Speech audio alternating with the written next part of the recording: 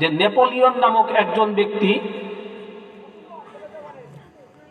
তিনি বলেছিলেন যে তোমরা আমাকে একটি শিক্ষিত মা দাও, আমি তোমাদেরকে একটি শিক্ষিত জাতি দিব। তাহলে এই আয়াতের থেকে আমরা কি এটা বলতে পারি যে তোমরা আমাদেরকে একটি সৎ চরিত্রবান মা দাও, তোমাদেরকে আমি একটি চরিত্রবান জাতি দিব, একটি চরিত্রবান সমাজ দিব? তার মানে মহিলারা যদি এই 5টি কাজ করে আল্লাহ পাক রব্বুল আলামিন তাদেরকে পবিত্র রাখবেন। মহিলারা যদি এই 5টি কাজ করেন তাহলে আল্লাহ পাক রব্বুল আলামিন তাদের থেকে একটি শিক্ষিত সভ্য একটি সমাজ, একটি জাতি, একটি রাষ্ট্র কায়েম করবেন। তার মানে একটি শিক্ষিত এবং একটি সভ্য রাষ্ট্র প্রতিষ্ঠা হওয়ার পিছনে সবচাইতে বেশি ভূমিকা কার? মহিলাদের। মহিলাদেরকে ছোট করে দেখার কোনো সুযোগ নাই। তাহলে একটি শিক্ষিত সভ্য জাতি বিশ্বকে উপহার দিতে পারে শুধুমাত্র মহিলারা। মহিলারা শুধুমাত্র চাইলেই হবে না, তাদেরকে কি করতে হবে? এই 5টি মূলনীতির আলোকে আসতে হবে। 5টি কি কি? ঘরের মধ্যে থাকতে হবে। 2 নম্বরে তারা উলঙ্গ বেহায়া নির্লজ্জের মতন বাজারে রাস্তাঘাটে মার্কেটে বের হতে পারবে না। 3 নম্বরে নামাজ আদায় করবে। 4 নম্বরে যাদের উপর যাকাত ফরজ হয়, বর্তমান জামানায় অধিকাংশ মহিলাদের উপর যাকাত ফরজ থাকে, একটু হিসাব করে দেখলেই যাকাত আদায় করলে। 5 নম্বরে তারা যদি আল্লাহ এবং রসুলের আনুগত্য করে। এটা হচ্ছে মহিলাদের পর্দার ব্যাপারে সর্বপ্রথম দিক নির্দেশনা।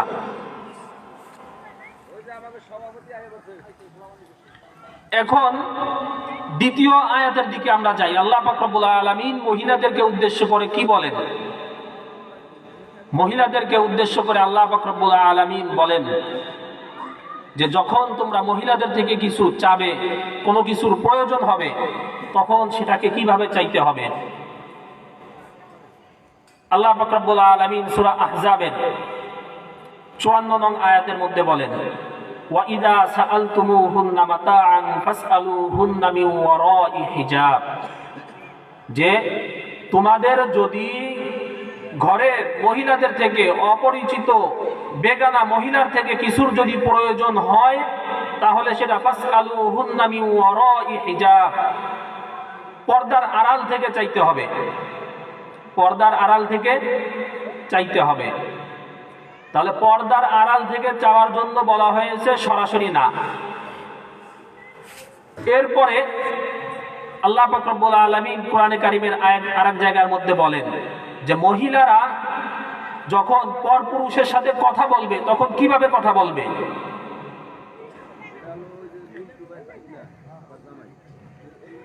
আল্লাহ পাক রব্বুল আলামিন বলেন, ইয়া নিসা আন-নবী লাস্তুন্না কাআহাদিন মিনান নিসাই ইনিত্তাকাইতুন্না ফালা তাখদা'না বিল কওল ফায়াতমা'আল্লাযী ফী কলবিহি মারাদুন ওয়া কুলনা কওলান মা'রুফা। ইয়া নিসা আন-নবী, হে নবীর স্ত্রীগণেরা। এখানে যদিও আল্লাহ পাক রব্বুল আলামিন ইয়া নিসা আন-নবী, হে নবীর স্ত্রীগণেরা বলে উদ্দেশ্য করে ডাক দিয়েছেন, উদ্দেশ্য হচ্ছে গোটা বিশ্বের সকল মা বোনেরা। তাহলে আল্লাহ পাক রব্বুল আলামিন গোটা বিশ্বের সকল মা বোনদেরকে উদ্দেশ্য করে ডাক দিচ্ছেন, ইয়া নিসা আন-নবী লাস্তুন্না কাআহাদিন মিনান নিসা, তোমরা অন্যান্য বিজাতীয় মহিলা যারা রয়েছে, পাশ্চাত্যের মহিলারা যারা রয়েছে, উলঙ্গ বেহায়া নির্লজ্জ মহিলারা যারা রয়েছে, লাস্তুন্না কাআহাদিন মিনান নিসা, তোমরা তাদের মতন নয়। فإن اتقيتن فلا تخضعن بالقول فيطمع الذي في قلبه مرض وقلن قولا معروفا। فإن اتقيتن, যদি তোমরা আল্লাহ পাক রব্বুল আলামিনকে ভয় করো, فيطمع الذي في قلبه مرض وقلن قولا معروفا, তাহলে তোমরা পরপুরুষের সাথে কথা বলার সময় নরম সুরে কথা বলবে না। পরপুরুষের সাথে কথা বলার সময় নরম সুরে কথা বলবে না, একটু কঠোরভাবে বলতে হবে। যে কোনো প্রশ্ন করবে যদি প্রয়োজন হয়, টাস টাস করে জবাব দিতে হবে। বর্তমান জামানার অবস্থা তো এমন যে মহিলারা তার পরপুরুষের সাথে যতটা আকর্ষণীয়ভাবে কথা বলে, যদি তার 50% না 30% যদি নিজের স্বামীর সাথে যদি বলতো, কোন ঘরের মধ্যে অশান্তি থাকতো না। আল্লাহ পাক রব্বুল আলামিন বলতেছেন যে তুমি তোমার স্বামীর আনুগত্য করো। আল্লাহ এবং রসুলের আনুগত্য করা, সাথে সাথে রসুলের আনুগত্য করা, এই দুইটা জিনিস যদি কোনো মহিলার মধ্য থেকে যদি পাওয়া যায়, তাহলে আল্লাহ পাক রব্বুল আলামিন, রাসূল সাল্লাল্লাহু আলাইহি ওয়াসাল্লাম হাদিস শরীফের মধ্যে বলেন, বিনা হিসাবে তাকে জান্নাত দিবেন। তাহলে আল্লাহ পাক রব্বুল আলামিন এই আয়াতের মধ্যে কি বললেন? মহিলাদেরকে উদ্দেশ্য করে বললেন যে যখন পরপুরুষের সাথে কথা বলবে তখন একটু কর্কশ ভাষায় কথা বলতে হবে। আর আমাদের মা বোনেরা কি করেন? পরপুরুষের সাথে সম্পূর্ণ কোরআনের উল্টা। পরপুরুষের সাথে কথা বলার সময় ঠিকই নরম ভাষায় কথা বলে, কিন্তু যখনই ঘরে আসে তখন আর তার সুর নরম থাকে না। এটা সম্পূর্ণ কোরআন এবং সুন্নাহ বিরোধী। কোরআন সুন্নাহ বিরোধী যে শুধু এতটুকুই নয়, এটা মহিলাদের ধ্বংসের একমাত্র কারণ। রাসূল সাল্লাল্লাহু আলাইহি ওয়াসাল্লাম মেরাজের রজনী থেকে যখন ফিরে আসলেন, তখন বললেন যে আমি মহিলাদের একটি জামাতকে দেখলাম যে এইভাবে এইভাবে তাদেরকে কি করা হচ্ছে, জাহান্নামের মধ্যে শাস্তি দেওয়া হচ্ছে।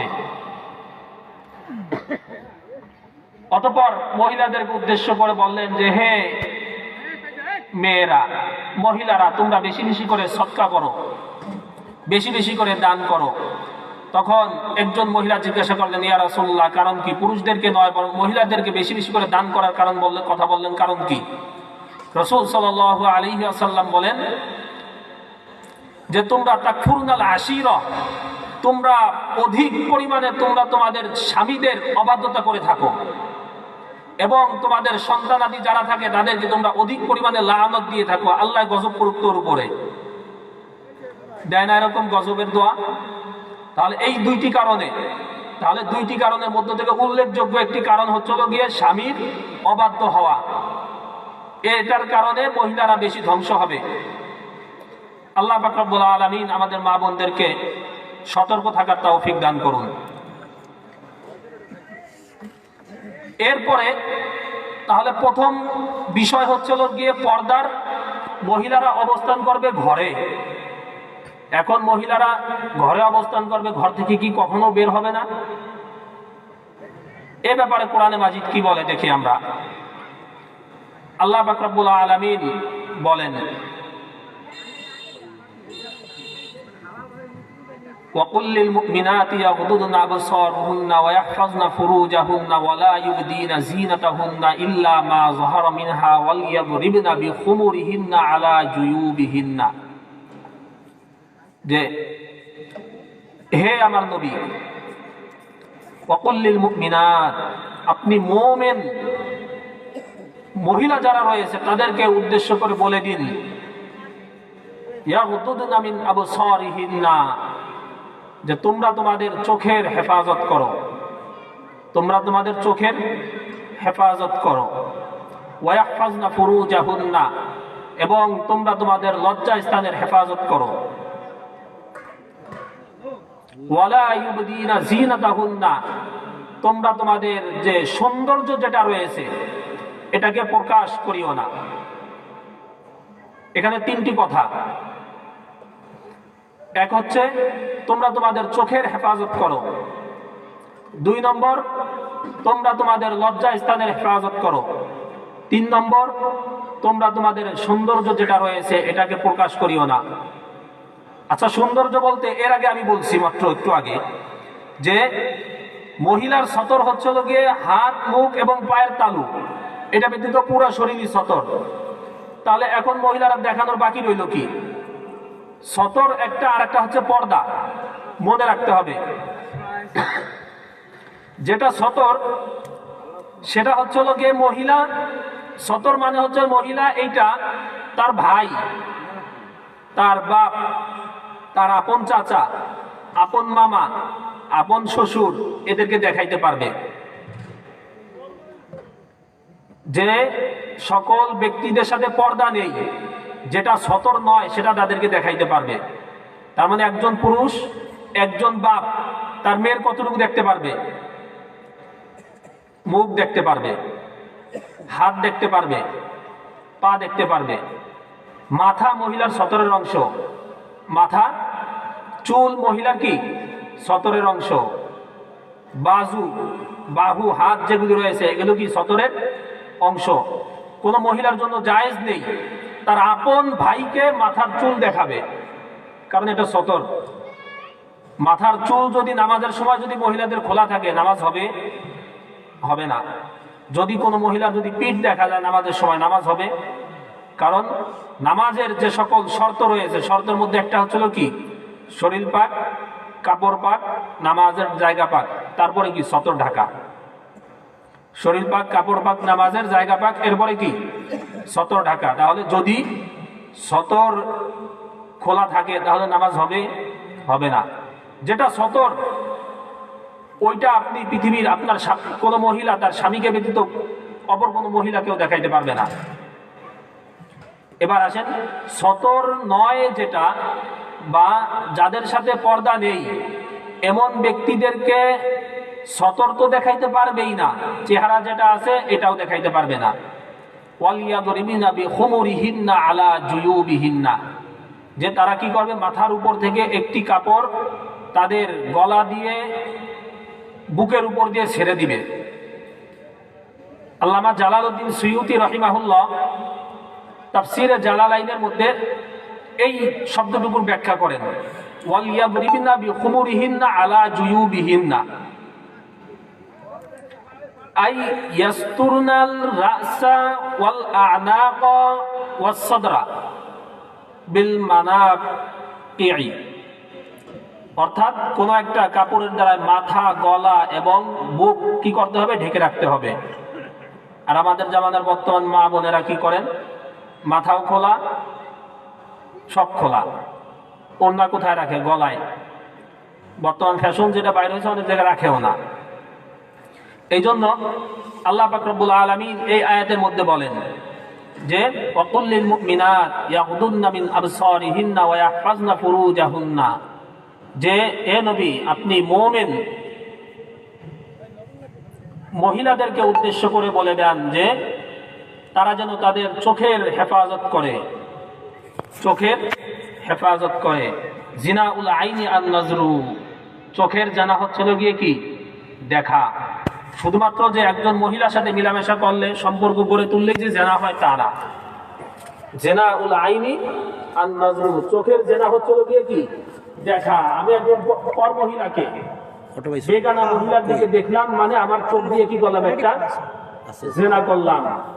যে মহিলার গায়ে স্পর্শ করা আমার জন্য হারাম, এমন মহিলার গায়ে আমি যদি স্পর্শ করি, টাচ করি, সেটা আমি কি করলাম হাতের দ্বারা একটা জিনা করলাম। তেমনি ভাবে পায়ের জেনা হচ্ছিল হাঁটা। আমি একজন মহিলার দিকে অপকর্মের জন্য পা দিয়ে হেঁটে হেঁটে গেলাম, আমি পায়ের জেনা করলাম। শুধুমাত্র কি মহিলাদের সাথে সম্পর্ক গড়ে তুললে এটাই কি জেনা? রাসূল সাল্লাল্লাহু আলাইহি ওয়াসাল্লাম কি বলেন, জিনাউল আইনি আন নাজরু, চোখের জেনা হচ্ছিল গিয়ে কি দেখা। আল্লাহ পাক রব্বুল আলামিন ওইটা এখানে বলতেছেন যে মুমিন মহিলা যারা আছে তারা যেন তাদের কি করে চোখের হেফাজত করে। ওয়াহফাজনা ফুরুজাহুন্না, তারা তাদের লজ্জা স্থানের হেফাজত করবে। রাসূল সাল্লাল্লাহু আলাইহি ওয়াসাল্লাম একটা হাদিস শরীফের মধ্যে বলেন, মাই ইয়াজমান লি মা বাইনা লিহিয়াইহি ওয়া মা বাইনা রিজলাইহি আজমান লাহুল জান্নাহ, যে ব্যক্তি দুইটি জিনিসের জিম্মাদারি আমাকে দিতে পারবে, গ্যারান্টি আমাকে দিতে পারবে, আমি তাকে জান্নাতের গ্যারান্টি দিলাম। যে ব্যক্তি দুইটি জিনিসের গ্যারান্টি আমাকে দিতে পারবে, আমি রাসূল তাকে জান্নাতের গ্যারান্টি দিলাম। এই কথা কে বলতেছেন? রাসূল সাল্লাল্লাহু আলাইহি ওয়াসাল্লাম বলতেছেন। দুইটার মধ্যে থেকে একটা হচ্ছে গিয়ে মাইয়াজমানলি মা বাইনা লিহিয়াইহি, দুই চোয়ালের মধ্যে যেটা রয়েছে, মানে জিহ্বা। জবানের গ্যারান্টি যে ব্যক্তি দিতে পারবে, জবানের হেফাজত যে ব্যক্তি করতে পারবে, যে ব্যক্তি তার মুখ দিয়ে কোনো সুদ কিংবা ঘুষের টাকা খাবে না, যে ব্যক্তি তার মুখ দিয়ে কারো সাথে অশ্লীল, বেহায়া, নির্লজ্জপূর্ণ কোনো কথাবার্তা বলবে না, যে ব্যক্তি তার জবান দিয়ে কাউকে গালি দিবে না, যে ব্যক্তি তার জবান দিয়ে কখনো মিথ্যা বলবে না, রাসূল সাল্লাল্লাহু আলাইহি ওয়াসাল্লাম বলেন এমন ব্যক্তির জন্য আমি তার জান্নাতের দায়িত্ব আমার। আরেকজন ব্যক্তিকে ওয়ামা বাইনা রিজলাই, আর হচ্ছে ওই ব্যক্তি যে ব্যক্তি তার দুই রানের মধ্যখানে যে জিনিসটা রয়েছে, যে অঙ্গটা রয়েছে, যে ব্যক্তি তার দুই রানের মধ্যবর্তী যে অঙ্গ, ওই অঙ্গের দায়িত্ব গ্যারান্টি যে ব্যক্তি আমার কাছে দিতে পারবে, তার জান্নাতের গ্যারান্টি আমি রাসূল নিজে দিলাম। এই দুই জিনিসের গ্যারান্টি আমরা কে কে নিতে পারবো? রাসূল সাল্লাল্লাহু আলাইহি ওয়াসাল্লামকে। আমি কাউকে হাত উত্তোলন করে লজ্জা দিব না। প্রত্যেকেই আমরা এই মুহূর্তে এখান থেকেই সম্পূর্ণ ইয়াকিন আল্লাহ পাক রব্বুল আলামিনের সাথে ওয়াদাবদ্ধ হব যে আজ থেকে জীবনে আর কখনো কোনো মিথ্যা কথা বলবো না, জবানের দ্বারায় কোনো প্রকারের গুনাহ আমি কারো সাথে করব না, এবং আমার লজ্জা স্থানের দ্বারায় আমি কখনো কোনো গুনাহ করব না। এই দুই অঙ্গের গ্যারান্টি আমি যদি আল্লাহ রাসূল সাল্লাল্লাহু আলাইহি ওয়াসাল্লামকে দিতে পারি, রাসূল সাল্লাল্লাহু আলাইহি ওয়াসাল্লাম তার জান্নাতের গ্যারান্টি দিবেন। রাসূল সাল্লাল্লাহু আলাইহি ওয়াসাল্লাম জান্নাতের গ্যারান্টি দিলে মনে হয় সেটা আমি জান্নাতে যাইতে পারবো না, এরকম না। রাসূল সাল্লাল্লাহু আলাইহি ওয়াসাল্লাম কিয়ামতের দিন তার একজন উম্মত এর জন্য যে পরিমাণ মেহনত করবেন, পরিশ্রম করবেন, গোটা দুনিয়ার সমস্ত নবী রাসূলদের মেহনতকে, পরিশ্রমকেও যদি এক জায়গার মধ্যে যদি করা হয়, তাহলে আমার রাসূলের মেহনত, আমার রাসূলের চোখের অশ্রুর যাররা পরিমাণ কাছে যাইতে পারবে না। তাহলে এমন ব্যক্তি যে জিনিস সম্পর্কে গ্যারান্টি দিয়েছেন, এই জিনিসের গ্যারান্টি আমাদের কখনোই হাতছাড়া করা বুদ্ধিমানের কাজ হবে না। এরপরে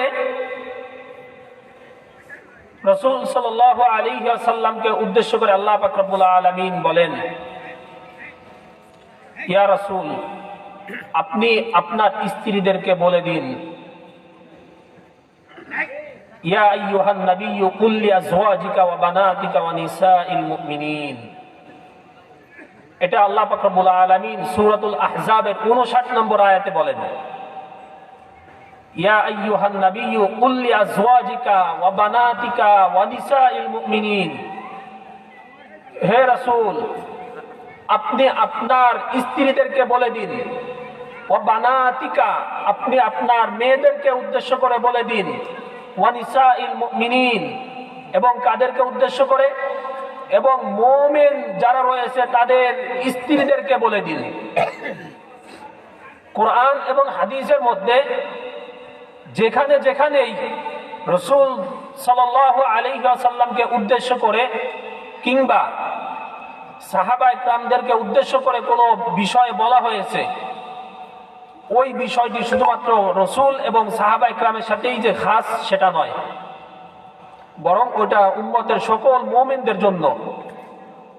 তাহলে আল্লাহ পাক রব্বুল আলামিন সূরাতুল আহজাবের 59 নম্বর আয়াতের মধ্যে বলতেছেন, ইয়া আইয়ুহান নাবিয়্যু কুল লিআজওয়াজিকা ওয়া বানাতিকা ওয়া নিসাইল মুমিনিন। হে নবী, আপনি আপনার স্ত্রীদেরকে, আপনি আপনার মেয়েদেরকে, আপনি মুমিনদের স্ত্রীদেরকে বলে দিন, ইউদনিনা আলাইহিন্না মিন জালাবিবিহিন্না,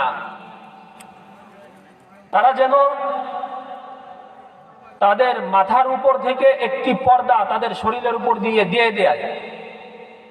ইউদনিনা আলাইহিন্না মিন জালাবিবিহিন্না, এই শব্দটুকুর ব্যাখ্যার মধ্যে আল্লামা ইবনে কাসির রাহিমাহুল্লাহ বলেন যে আল জিলবাব হুয়া রিদাউ ফাওকাল খিরকা বা ফাওকাল খিমার, অর্থাৎ ইউদনিনা আলাইহিন্না মিন জালাবিবিহিন্না, তারা যেন কি করে, তাদের উপর থেকে একটি জিলবাবকে লটকিয়ে দেয়, আয়াতের অর্থ। এই জিলবাব শব্দের ব্যাখ্যা কি করা হয়েছে? আই আর রিদাউ ফাওকাল খিমার, যে মাথার উপরে কি থাকবে? একটি কাপড় থাকবে, অর্থাৎ আমরা যেটাকে ওড়না বলি, ওড়না থাকবে, ওড়নার উপর দিয়ে একটি কি দিবে? চাদর দিয়ে দিবে। ইউদনিনা আলাইহিন্না মিন জালাবিবিহিন্না যালিকা আদনা আন ইউরাফনা ফালা ইউযাইন। এরকমটা যদি করা হয় তাহলে তাদেরকে চিনতে কি হবে? সহজ হবে। আয়াতের অর্থ ফালা ইউযাইন, তাদেরকে কষ্ট দেওয়া হবে না, তাদেরকে কষ্ট দেওয়া হবে না। এই আয়াতের ব্যাখ্যার মধ্যে গিয়ে হযরত ইবনে মাসউদ রাহিমাহুল্লাহ বলেন, বিখ্যাত সাহাবী, যে এটা বলার আগে আমাদের সমাজের একটা বলি, যে সবাই না, কিছু যুবক আবার তাদের মধ্য থেকে কিছু বকাটে বিভিন্ন স্কুল কলেজের পাশে গিয়ে ছুটির টাইমে উৎপেতে বসে থাকে, কি থাকে না? থাকে। সেখানে বসে তারা দেখে যে কোন মেয়েটা কেমন, কোনটা কেমন, যেটাকে পছন্দ হয় বা যেটাকে একটু দেখতে নরম ভদ্র মনে হয় বা যার পৈতৃক কোনো দাপট নেই, তাকে একটু কি করে? ডিস্টার্বও তারা করে। ওই সময়ে রাসূল সাল্লাল্লাহু আলাইহি ওয়াসাল্লামের যুগেও কিছু মুনাফিক, কিছু ফাসিক, কিছু বাটপার এমন ছিল যারা রাতগুলো করার জন্য বাড়ির ভিতরে, অনেক জায়গায় ঘরের মধ্যেও আছে। আজ থেকে যদি 20 বছর আগে যদি যাওয়া হয়, অত্র এলাকায় মনে হয় না কোনো ঘরের মধ্যে বাথরুম ছিল। চট্টগ্রামে আমি যেখানে পড়ালেখা করছি, বাবুনগর মাদ্রাসা, ওই মাদ্রাসার পাশে একটা গ্রামের নাম আছে, একটা গ্রামের মধ্যে থেকে একটা বাড়ি, বাড়ির নাম হচ্ছে খান্ডাসের বাড়ি। খান্ডাস মানে বুঝেন? গিদর। খান্ডাসের বাড়ি কেন? ওই বাড়িটার নাম দিয়ে দিয়েছে খান্ডাসের বাড়ি। ওই এলাকার ভাষা হচ্ছে খান্ডাস, মানে আমাদের দেশে আমরা কি বলি? গিদর বা পিচাস যেটাকে বলি। কারণ হচ্ছে গিয়ে অত্র এলাকার মধ্যে সর্বপ্রথম ওরা ওদের বাড়ির উপরে বাথরুম স্থাপন করছে, ঘরে না, বাড়ির উপরে বাথরুম বসাইছে। এই জন্য বাড়ির নাম দিয়ে দিছে কি? খান্ডাসের বাড়ি। তাহলে ওই জামানায় তো কল্পনাও করা যায় না। তো ওই সময়ও এরকম পেশাব পায়খানা অন্য অন্য প্রয়োজনের জন্য ঘরের মধ্যে কোনো ব্যবস্থা ছিল না। মহিলাদের অনেক দূরে যাইতে হইতো এগুলোর জন্য, তেমনি পুরুষদেরও। তো এই জন্য তারা করতো কি? অনেক দূরে যাইতো। আর দিনের বেলায় যেহেতু সম্ভব না, এই জন্য তারা সাধারণত রাত্রেই বের হতো। আর ওই বকাটে গুলি করতো কি? এইগুলোকে বসে বসে ওই চিট করতো, শীষ দিত। তখন আল্লাহ পাক রব্বুল আলামিন এই আয়াত নাজিল করলেন, হে রাসূল, আপনি মুমিন, আপনার স্ত্রীগণ, আপনার মেয়েগণ যারা রয়েছে এবং মুমিনদের স্ত্রীগণ যারা রয়েছে, তাদেরকে আপনি বলে দিন তারা যেন কি করে? তাদের উপর থেকে একটি পর্দা দিয়ে দেয়। ইউদনিনা আলাইহিন্না মিন জালাবিবিহিন্না যালিকা আদনা আন ইউরাফনা ফালা ইউযাইন ওয়া কানা আল্লাহু গফুরুর রহিমা। এর দ্বারাই ফায়দা কি হবে? এর দ্বারাই বোঝা যাবে যে এ কি সম্ভ্রান্ত মহিলা নাকি এ ফাসিক মহিলা নাকি এ বাদী। ওই সময় তো গোলামবাদীর যুগ ছিল। তাহলে ওই দুষ্ট বাটপাররা যখন দেখতো যে কোন মহিলার উপর দিয়ে কাপড় দেওয়া, বোরকা দেওয়া বা পর্দা দেওয়া, তারা তখন বলতো হাদিহি হুররা, ইনি একজন সম্ভ্রান্ত মহিলা, ইনি একজন সম্মানিত মহিলা, এর দিকে তাকানো যাবে না। ওই বাটপাররা তখন তার দিকে আর তাকাইতো না। আর কোন মহিলা যখন তার উপরে এইভাবে পর্দা দিত না, তখন তারা বলতো হাদিহি আমা, ইনি হচ্ছেন কি একজন নিম্ন শ্রেণীর মহিলা, উনি হচ্ছেন একজন বাদী। তো বর্তমান জামানায় আমি যেটা বলতে চাই, আমার মা বোনেরা যারা রয়েছে, তারা যদি রাসূল সাল্লাল্লাহু আলাইহি ওয়াসাল্লাম এবং আল্লাহ পাক রব্বুল আলামিনের ফরমান মেনে এইভাবে বোরকা যদি পরিধান করে, আমাদের সমাজের যুবকরাও বর্তমান এতটা খারাপ হয়ে যায় নাই যে যা সকল মহিলারা বোরকা পরে রাস্তায় বের হয় তাদের দিকে তাকিয়ে কতই না সুন্দর এইসব শব্দ উল্লেখ করে, এরকম আছে? এরকম নাই। এই জন্য মা বোনদেরকে উদ্দেশ্য করে আমি যেটা বলবো, আপনারা যদি ভালো হন, আপনারা যদি সম্ভ্রান্ত হয়ে যান, আপনারা যদি চরিত্রবান হয়ে যান, তাহলে এই জাতি একটি চরিত্রবান জাতি পাবে। এই বিশ্ব একটি চরিত্রবান জাতির মুখ দেখতে পাবে। আমাদের সমাজের মধ্যে বর্তমান মা বোনেরা যেটা করে থাকে, বিশেষ করে বিশেষ কোনো বিপদ আপদ যদি এসে থাকে তাদের উপরে, তখন তারা এই পর্দা যেটা রয়েছে, পর্দার প্রতি তারা একদমই ভ্রুক্ষেপ করে না। এই ব্যাপারে হাদিস শরীফের মধ্যে এসেছেন যে জাআত ইমরাতুন ইলা নবী সাল্লাল্লাহু আলাইহি ওয়াসাল্লাম ইউকালু লাহা উম্মু খাল্লাদ ওয়া হিয়া মুনতাকিবা তাসআলু আন ইবনিহা ওয়া হুয়া মাকতুল فقال بعض أصحاب النبي صلى الله عليه وسلم أتسأل ابنك وأنت متقنعة فقال ازرع ابني ولا تزرع على حيائي। যে একজন মহিলা রাসূল সাল্লাল্লাহু আলাইহি ওয়াসাল্লামের কাছে একবার আসলেন একটা অভিযোগ নিয়ে, তার ছেলেকে হত্যা করা হয়েছে। এখন ছেলেকে হত্যা করা হয়েছে, যাদের সন্তানাদি আছে তারা একটু ভাবেন, আপনার সন্তানকে যদি হত্যা করা হয় তাহলে আপনার কি অবস্থা হবে।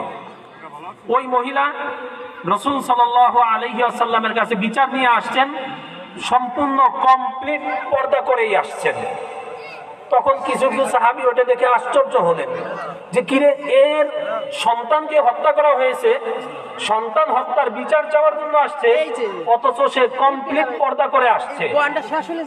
তখন ওই মহিলাকে বলল যে কি মহিলা, তোমার তো এবং দেখে আমরা তো আশ্চর্য হচ্ছি, তোমার সন্তানের বিচার চাওয়ার জন্য আসছো, অথচ তুমি এরকম পর্দায় ঢেকে এত কিছু সময় কই পাইলা।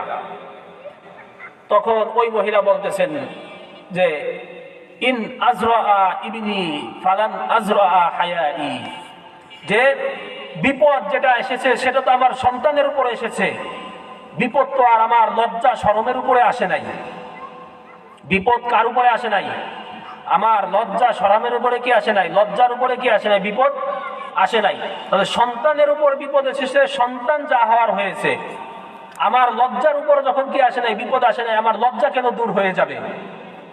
এই জন্য রাসূল সাল্লাল্লাহু আলাইহি ওয়াসাল্লাম হাদিস শরীফের মধ্যে বলেন, আল হায়াউ শু'বাতুম মিনাল ঈমান, লজ্জা কি ঈমানের অঙ্গ, লজ্জা কি ঈমানের অঙ্গ। একজন বুজুর্গকে জিজ্ঞাসা করা হয়েছিল, হুজুর আমি পর্দা কতটুকু করব, আমার পর্দা কতটুকু?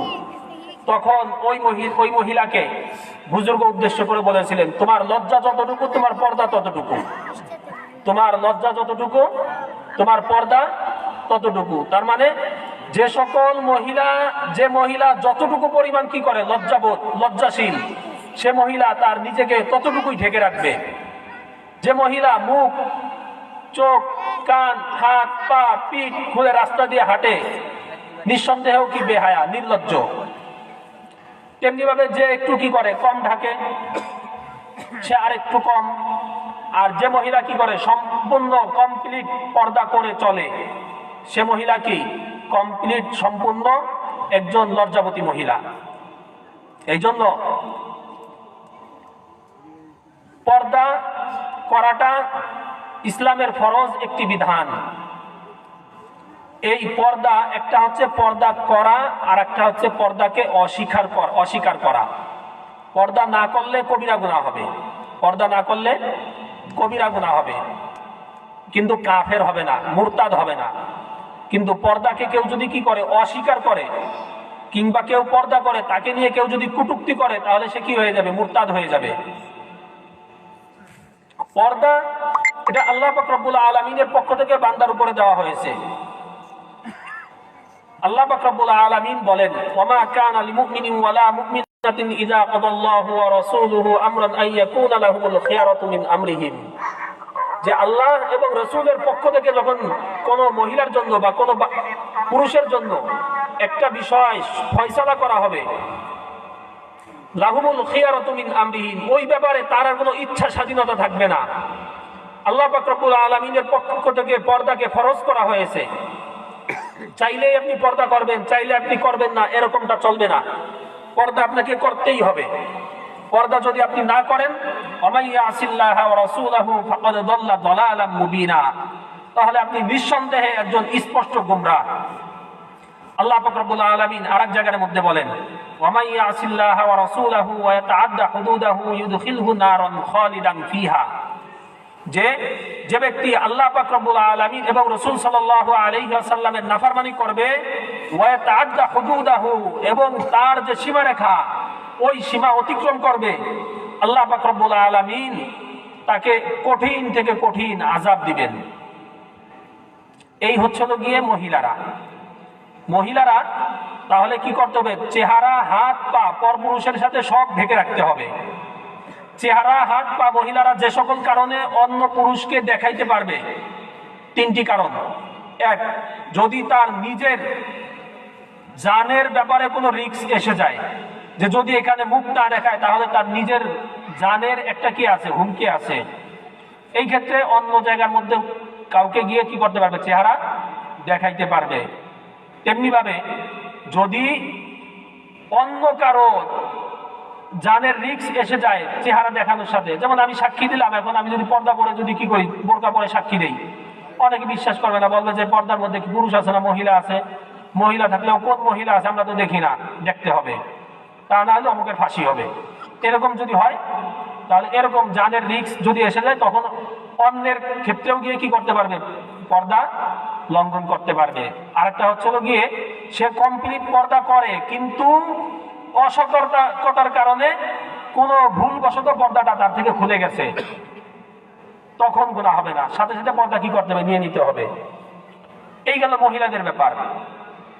এখন সূরা নূরের আল্লাহ পাক রব্বুল আলামিন 30 নং আয়াতের মধ্যে প্রথমে 31 নং আয়াত এবং এর আগের আয়াত যেটা, সেটা হচ্ছে 30 নং আয়াত।